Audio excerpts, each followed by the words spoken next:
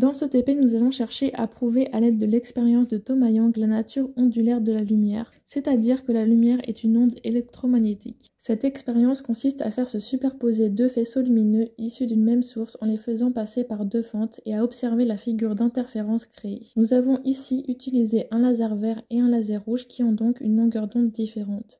Nous pouvons tout d'abord voir sur le mur des points lumineux espacés de quelques millimètres. On comprend que ces points lumineux sont les endroits où l'interférence est constructive, c'est-à-dire que l'onde résultante est plus grande que les deux ondes initiales.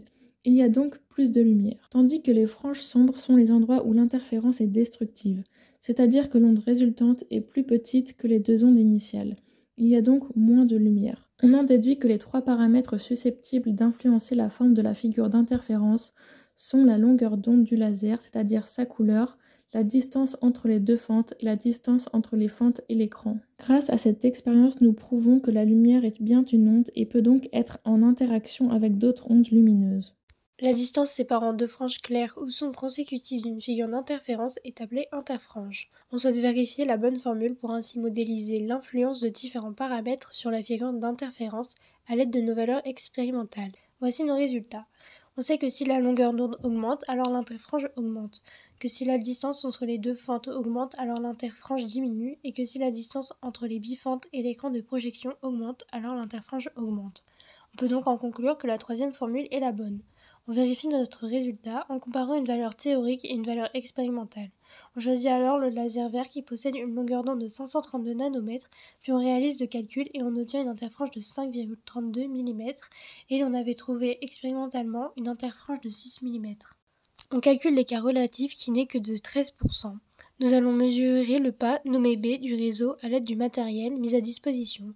Pour cela, nous allons diriger vers un écran le faisceau d'une diode laser. On place un réseau sur le trajet du faisceau laser et on observe sur l'écran la figure d'interférence pour ainsi mesurer précisément l'interfrange. On réalise l'expérience avec une distance de 8 cm. Sur l'écran, on mesure la distance correspondant à 5 i. On en déduit que l'interfrange égale 0,74 cm. On applique la formule pour trouver le pas et on obtient 7 micromètres. On détermine aussi son incertitude qui est de 0,5 micromètres, soit B égale 7 plus ou moins 0,5 micromètres. On souhaite savoir si la valeur indiquée par le fabricant est en accord avec les résultats. Il est dit qu'il y a 140 traits par millimètre, ce qui signifie que le pas est d'environ 7,2 micromètres. Donc la valeur donnée est comprise dans l'encadrement de la valeur expérimentale. L'interfrange mesurée par un DVD est plus grande que celle d'un CD. Cela signifie que les pistes sont plus serrées. On peut obtenir une piste plus longue permettant de stocker davantage d'informations.